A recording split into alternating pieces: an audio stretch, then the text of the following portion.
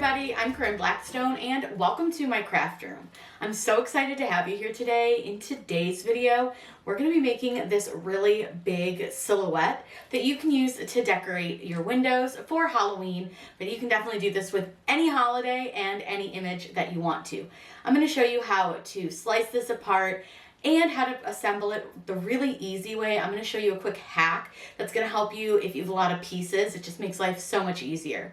Before we get started, be sure that you're subscribed here. That way you don't miss out on any of the other DIY content that we have coming. So let's go ahead and get started. To do this large silhouette, I'm going to go and upload my image into Design Space first. So I'm going to choose Upload Image, and then you can browse for it or drag and drop. I'm going to be using the SVG, which you'll notice on my computer shows as a Microsoft Edge document. That's totally normal. It's because I don't have a default vector program selected, so yours may do this as well. The image I want to use is number 6, so I'm just going to grab that, drag it, and drop it. Now it looks really, really tiny as an SVG, but don't worry, we can resize it and do everything we need to do. Go ahead and click continue and you'll see this is your image. And because it's an SVG, we don't have to do any like background removal or anything like that. We can just go ahead and upload the image. Now it did look a little bit blurry, but once you load it, it doesn't look blurry. It's just something that's going on with Cricut Design Space. Now this is the image I want to use. Now I am going to just double check something. So what I want to do, I'm going to change the color of my canvas just so I can make sure that these windows are in fact cut out, which they are. So that's fine. And we can actually keep this yellow if we want to. Do whatever you want. Now we want to make a template for the size of our window because I want this to take up a lot of my window space. So I measured the window that I want to put it in. And I'm going to open up my shapes and I'm going to grab a square. Now this is going to be our template, so I need to make this the size of my window. So I'm going to go up and unlock the height and the width scale. And the width of my window is about 27 inches wide and the height is about 46. Now, obviously this is huge, which is why we're gonna do this as a fun off-mat project. So this big square, obviously we can't see it on our screen. The first thing that I'm gonna do is I'm gonna right click on it and I'm gonna send this to the back just so that our house is on top of it. And then I'm going to zoom out until we can see the entirety of our window template. Now you can change the color of this. You can change the color of your canvas back to white, whatever you want to do. It's up to you.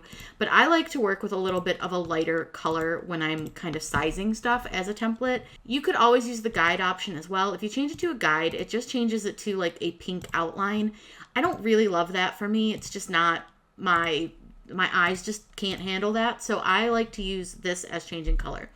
Now what I'm going to do is I'm going to make this as large as I possibly can to take up as much of the window space as I can. Now I know it's not going to take up the whole top, but we can always cut some bats out or something if we want to really fill the top out a little bit more, which we might do because this thing's going to be pretty big. So this is about, let's see, it says 25.59 inches wide and it's 35.64 inches high. So that's pretty gosh darn big.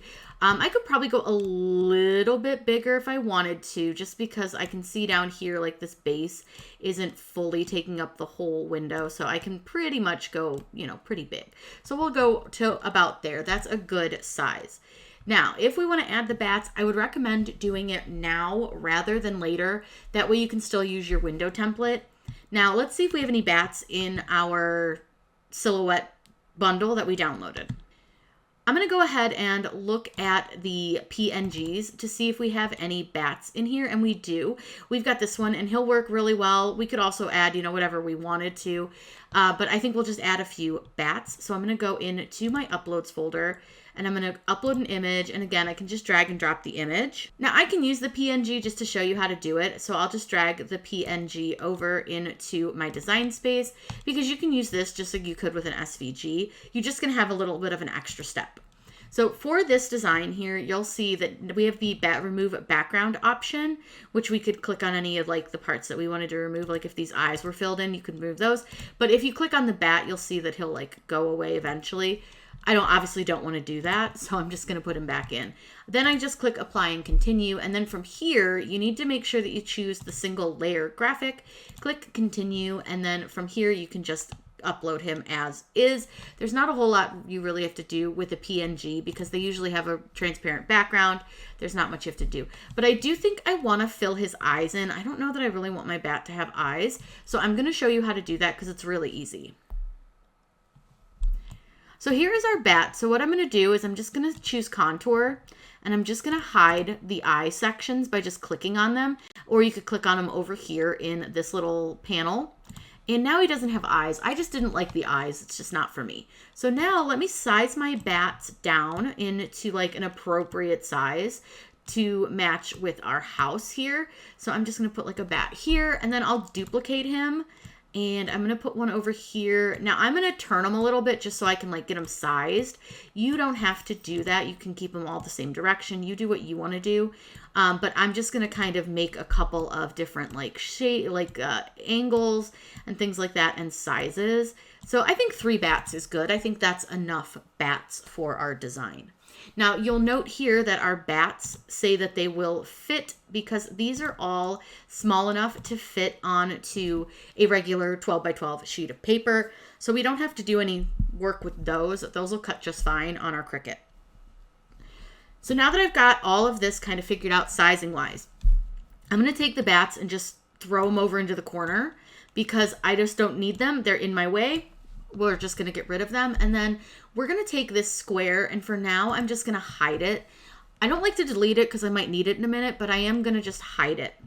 And then all we're going to do is I'm going to take and depending on which way you want your house to face, it's up to you. You can flip it, you can do whatever you want. But for this, I'm going to number my sections to make it easier for me to actually put them together. And I'm going to show you how I do that. So let's go ahead. And the first thing that we're going to do is we're going to open up the shapes again. And I want another square. Now I'm going to be using 12 by 12 sheets of black cardstock for this. So I'm just going to change my sizing here for my square to be 11.5 inches. That's how large your Cricut can cut. Now, when I go to do this, I want to make sure that I'm not going to have like little detached pieces. So if I were to slice right here, the top of this tower is going to be detached and I don't want that. I'm going to use this square to slice this apart into sections. So I'm going to duplicate my square a few times just so I don't have to like constantly make a new one. Move them over out of the way. So I'm going to grab one square and all I want to do is I want to make sure to place it in a way that it's not going to end up with like a really small piece. And I want to make sure that I'm covering as much of the design as I can. So like right here, I want to make sure it's not going to slice into that little tower. So I'm just going to move it over a little bit. And I think that looks pretty good. Now, remember with slice, you can only slice 2 layers. So I'm going to select the square and the castle or the haunted house and simply click slice. Now we're going to have a lot of layers to this, but don't worry, it'll be fine. I'm going to go ahead and get rid of both of the gray pieces of my castle. And before I move this, I'm going to add a text and I'm just going to number it. And I don't even care what font I use. I just need a number. Now you'll see that that is really, really small. I'm going to go ahead and zoom in on it and make it bigger just so I can see it. And then I'm going to just change it to any color right now. I just need to make it like a bright color so I can see it. And I'm going to place it on to my part.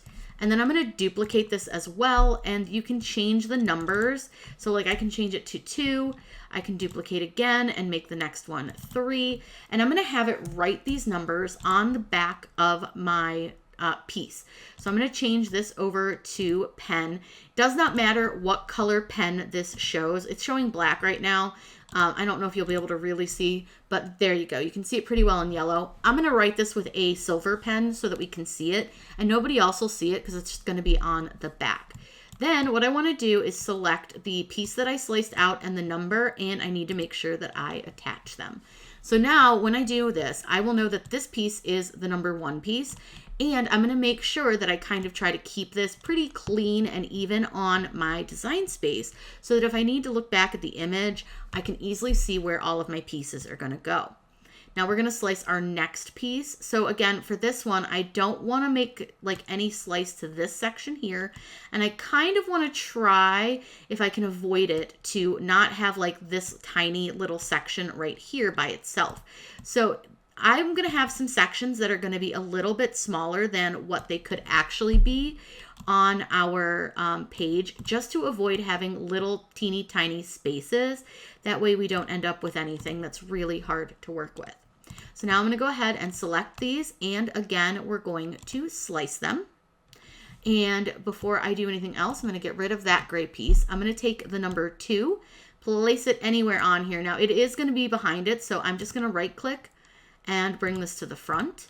I'm going to place this anywhere on my design. I'm going to change it over to pen. And again, we'll just make it yellow so that we can see it. And then I'm just going to go ahead and find that little gray slice, because that's going to be behind everything, and click delete. I want to make sure that all my pens are the same color, because if they're not, it's going to want you to change pen colors and it's going to like stop in the middle. So I just like to make sure they're all the same color. I'm going to slide this guy off, put that 2 back on there, select them, and attach them. So I'm going to do the same for the rest of our house here. You do, whatever design you want to do is up to you. Make it how you want, but I'm going to go ahead, duplicate my number a few more times, get a couple of numbers done and ready to go. And then I'm going to go ahead, slice everything out, and I'm going to show you how we cut everything next. Now that we've got all of our pieces selected and attached to their numbers, and then we have our bats, we're ready to just hit make. And because we're only using black for this is actually a really easy larger than matte project that you can do so simply. So what I'm going to do is click make, but first make sure you save your project. So I'm going to save this as Haunted House and click save. And all I simply now do is just click the make option here.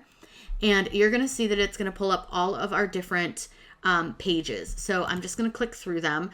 You can see many of them are going to take up pretty much the whole sheet, but I do have some that'll leave a little bit of waste, and that's okay. But one thing I want to point out is all this empty space on this first page. I can definitely fit some bats there, so we'll probably move a few things around because I've got at least one bat I think that will fit there. I think this guy might fit, so I'm going to right click on him. I'm going to select the bat, and then you're going to click on the 3 dots, click move object, and then select the first mat, click confirm, and then you can move this bat so that it will in fact fit, and you can see it fits fine. It's tight, but it will fit, and that'll save you a little bit of paper waste. And you can kind of look and see if there's anywhere else that a bat might fit that you can move him. Like this bat's pretty big, but I think he'll fit on, what was that? Was that page 6, page 2? He'll fit anywhere. He'll fit right here, actually. He will fit right here on page 6. So I'm going to go ahead back to this bat. I'm going to move him, and I'm going to move him to page 6. So 1, 2, 3, 4, 5, and 6. Go ahead and confirm that. And you'll see now that if I move that guy around and move this bat, it fits. So I can save myself the use of one whole sheet of black cardstock to save myself some space. Now, I don't think I can fit anything else with anybody else, but you can kind of move things around, see if you can fit some more things together. But I think this is totally fine. So once you've moved everything, I'm just going to cut this on the medium cardstock setting. It's going to go ahead and write, and I'll show you how to install your pen, and then I'll show you how this all cuts out and how we piece it together. We're ready to cut out our design. So I have all of my cardstock, and then I have a silver Cricut pen. I'm going to show you how to load that Cricut pen first, and then I also need to switch my tool back out. So what you'll do is you're going to open clamp A, take the cap off your pen, and I always just put it on the back of my pen. Put your finger under the edge of clamp A, and then you're going to take your pen, drop it in, and then push it down from the top until you hear an audible click. There's your click. Go ahead and close that. And then I'm going to change out my tool because I did use the rotary blade just a few days ago. So I want to change that out to my fine point by just opening the clamp B. Then once I have everything seated, I've got a couple of mats. I like to preload a few mats. That way I have a mat ready to go for our next cut. And I did test my pen just to make sure that it was writing and working, because that's going to be what writes our numbers down, so that this will be really easy to put together. So I'm going to load this one. I'm going to let it cut. While that's cutting, I'm going to load these other 2 mats, and then I'm just going to have extra mats ready to go. I have 8 mats to cut, so let's get everything cut out, and I'm going to show you how to assemble it.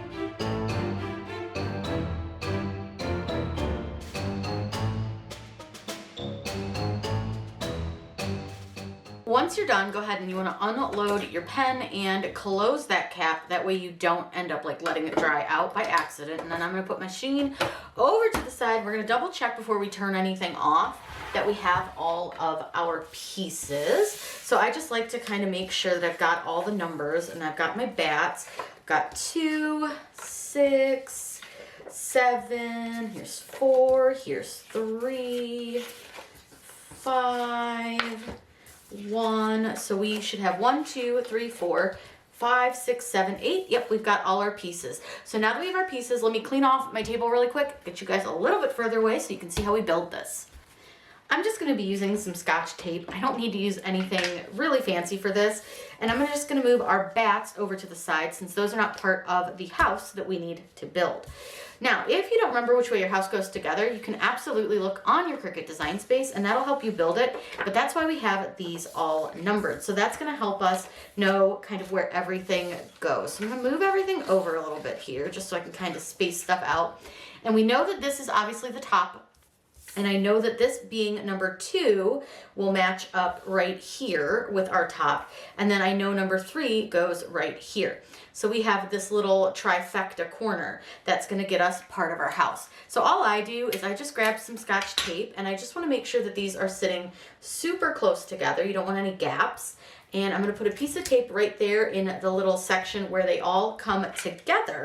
And then I'm going to do the same down here in this corner. And then I just want to put a little bit of tape on the edge parts where it's kind of going to flop if you don't have any tape.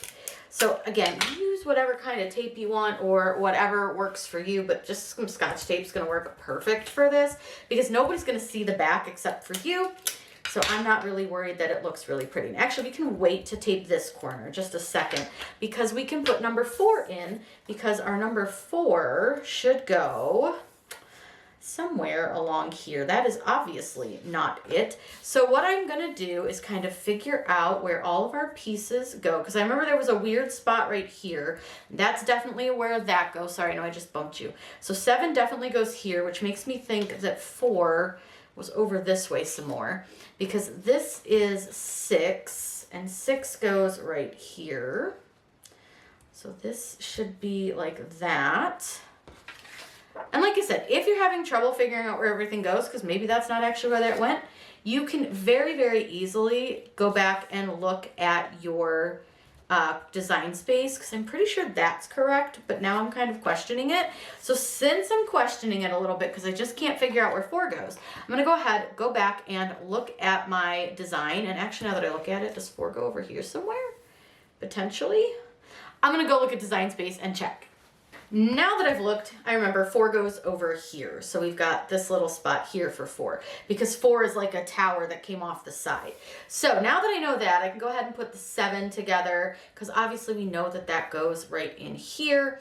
And that should be an easy one to place. So we'll go ahead and place that. And again, you want to try to make sure they're really close together. If we end up with any gaps that like really show in our like window, we could just cover them with a little piece of painter's tape just so that they're black. But again, it doesn't have to be perfect. It just has to be. So I'm going to go ahead and put 4 on. I know I keep bumping you guys. I'm sorry. The top of the house is a little big and it keeps hitting the cord for the camera. So I'm going to go ahead and tape 4 down now that we know for sure where that one goes. We don't have to worry about that.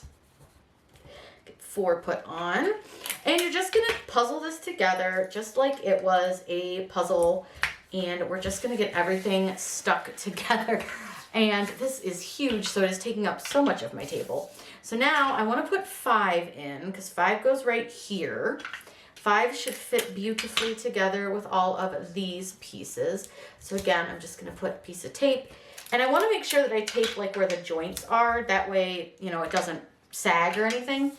And now we get to figure out where 6 and 8 go because these are going to be a little bit different because they're going to go down here at the bottom. So hopefully you can kind of see. This thing's so big that it's like flopping off my table. So it's making it a little hard to line the last couple pieces up. But this looks a little funky. I don't know if that's right. That seems wrong. So let me double check my design. Found the problem. 9 had fallen on the floor. So that was what was throwing me off, because 9 goes over here. So that's where we've had our issue, is that 9 fell on the floor. So now I double checked. I got all my bats, got all my pieces. So we are good to go now. So I'm going to line up 9, and 9 goes right here. I'm going to put a little bit of tape on it, and we're going to just get that lined up. Now sometimes it does slide a little bit when you're kind of trying to tape it. Nobody's going to notice if it's not 100% aligned, because this is just going to be a silhouette in our window to make a little spooky house. So it's okay if it's not 100% perfect. And I know as crafters, we like to make sure everything's really, really good and really nice. But when you're doing a larger than that project like this, if it's not absolutely the absolute perfect lineup, it's okay. I actually think this is a great beginner larger than matte project. So I'm gonna go ahead and finish taping these together. I'm gonna get this put up in my window. You can put this up any way that you like. I'm probably just gonna use a little bit of tape, and then I'll show you what it looks like from the inside and then also from the outside. One thing I also wanna make sure you guys know, make sure that you're taping with the numbers all facing the same direction, because those are gonna be on the inside. That way nobody on the outside will see any of the numbers. And here is what your silhouette will look like all finished. Now I do have those like crossbars on my windows, so they do kind of impede the design, but I still think it looks just fine. I did place this up a little bit higher on my window, but you place it wherever you want, and you can use any design that you want for any holiday, any occasion. So there's a lot of fun things that you can do with this, so let your imagination run wild. These larger than matte projects are so much fun and truly so easy, and especially using that number system, I think that really makes a difference when you're trying to piece everything together. That way, if you forget where something goes, it's really quick and easy to figure it out, especially if you have something with a ton of pieces. Now, if you have any questions, please let me know in those comments down below, or let me know what silhouette you would put in your windows, because I'm super curious. I kind of want to do a Nightmare Before Christmas theme, maybe in the front of my house. I think that would be really fun. But I hope you guys all have a wonderful day, and as always, happy crafting.